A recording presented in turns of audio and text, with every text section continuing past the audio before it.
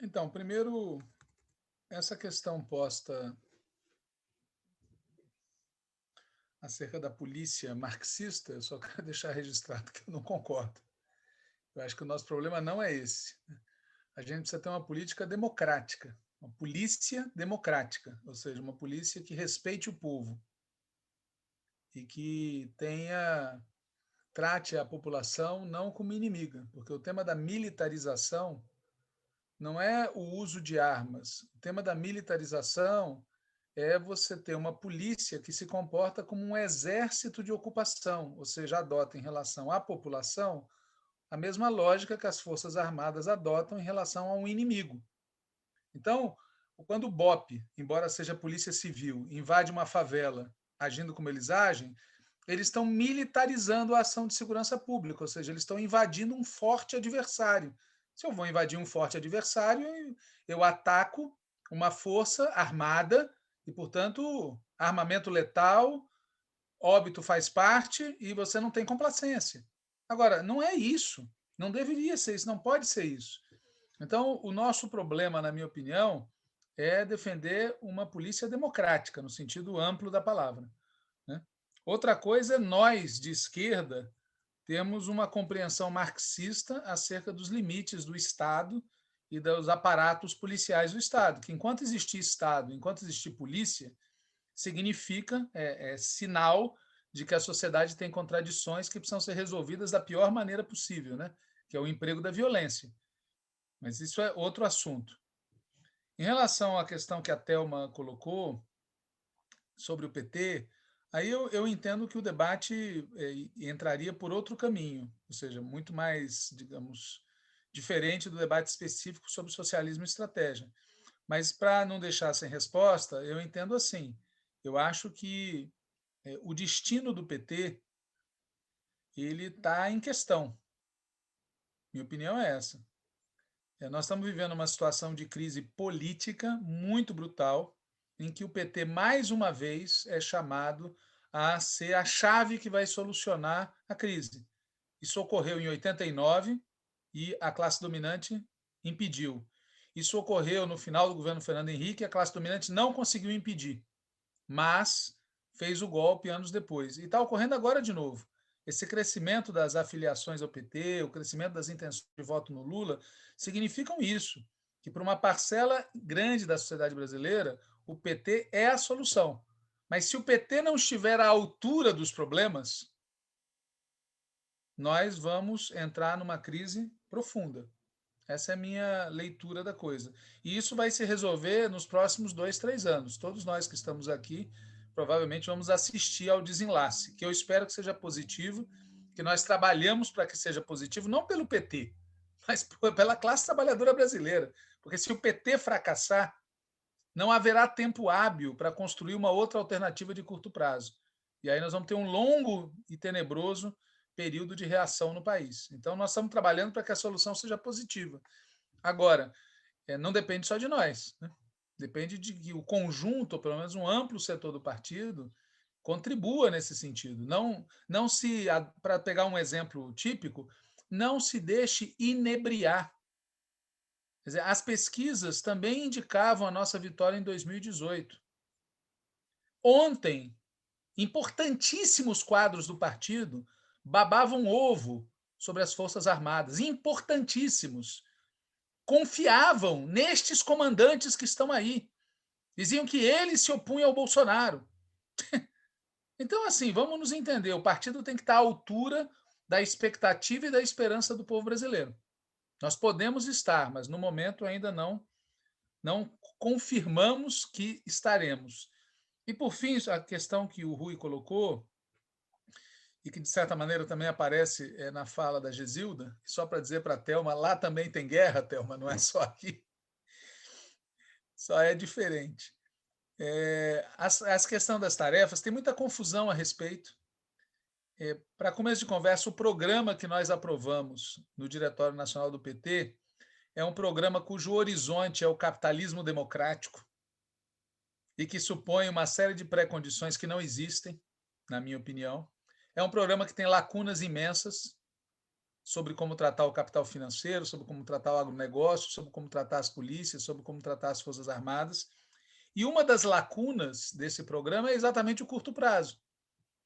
É um programa que supõe, na minha opinião, mentalmente, supõe que a gente está em 2003 e que nós vamos chegar e vamos ter um certo tempo. Bom, em que ambiente a gente vai estar caso a gente ganhe as eleições? O mais provável, na minha opinião, é um ambiente de guerra. E talvez não seja só uma metáfora, a depender de como se comportem as milícias, as polícias e esses setores das Forças Armadas com seus comandantes, né? Além do mais, um governo que, se tudo correr bem, ou seja, a gente conseguir ganhar a eleição, tomar posse, é um governo que terá menos mecanismos do que a gente tinha em 2003 para governar num sentido transformador. E numa situação econômica e social que vai ser pior do que a de 2003, na minha opinião. Então, o mais urgente é consolidar o apoio do povo que votou em nós e neutralizar a reação dos inimigos. E nada disso é segredo, não é um plano secreto que você faz escondido. Tem que ser um plano debatido publicamente. Então, eu acho que nós temos que ter um programa para os primeiros 100 dias, primeiro de um choque de políticas sociais. Tem que ter políticas sociais imediatas para tirar da miséria dezenas de milhões de brasileiros e brasileiras. Um choque de obras públicas para gerar movimentação no país.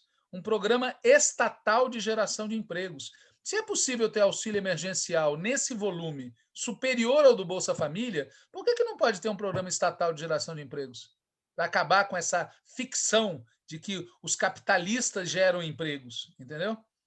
Então, eu acho que, do ponto de vista da consolidação dos nossos apoios, a gente precisa ter alguns programas estruturados na área de políticas sociais, obras públicas, geração de empregos.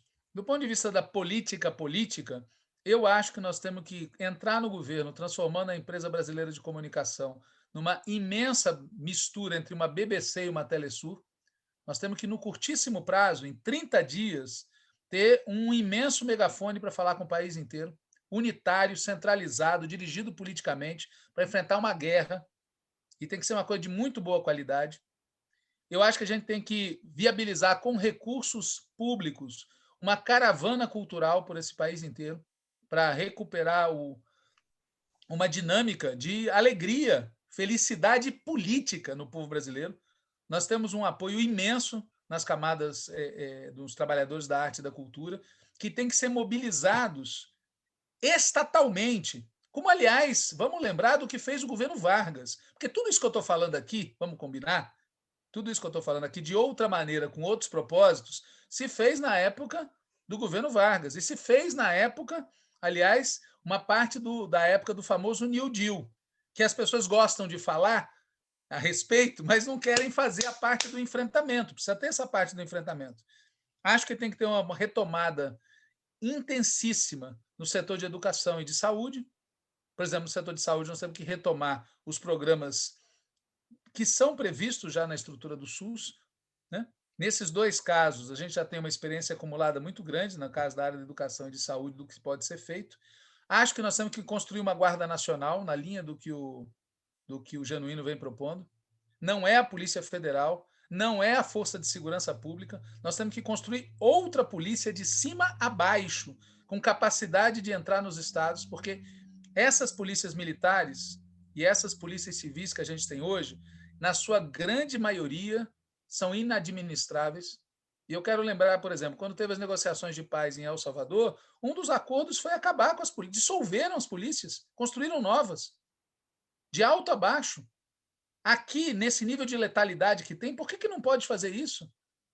Porque eu fico impressionado como é que as pessoas acham que, com esse grau de letalidade, de genocídio, tá certo? Que nós já usávamos esse termo antes da pandemia para falar do genocídio da juventude negra. Vamos lembrar disso. E tudo bem? É só mudar o comando? Que mudar o comando? Eu acho que tem que montar uma Guarda Nacional. Tem que pressionar o Congresso por uma revisão das medidas todas adotadas. Acho que nós temos que entrar com um pacotaço no Congresso Nacional para fazer disputa política. Nós não sabemos qual vai ser a composição do Congresso, mas provavelmente não vai ser de esquerda, certo? Mas nós temos que entrar com... Não temos que entrar com a lógica do já que deixa... Não, é o contrário. Se é um Congresso conservador, vão entrar com tudo, com medidas de revisão do que eles fizeram com o Banco Central, teto, reforma previdenciária, reforma trabalhista e um conjunto de reformas constitucionais. Inclusive, tem que entrar um pacotaço de reformas constitucionais e acho que a gente tem que lançar uma campanha nacional por uma Assembleia Nacional Constituinte, encabeçada pelo presidente da República. Nós temos que fazer isso, senão a gente não... A não ser que eu esteja completamente equivocado e a gente vai entrar num ambiente de Estados Unidos nos apoiando, uma parte da direita gourmet nos apoiando, uma parte da burguesia nos apoiando, e a extrema-direita dando um tempo para o governo, que nem a gente faz com os governos que a gente não deu. A gente faz assim, né? Talvez eles façam assim também. Então, aí, se eu estiver completamente equivocado, não é necessário nada disso. Último, eu acho que o tema do golpe, Natália, que foi perguntado, eu sugeriria que você ou o Rui tratassem, porque não são perguntas para nós, né? E, por fim, só dar nome e sobrenome. Foi falar assim, o Pilha, que está preso, anunciou publicamente que está entrando em greve de fome.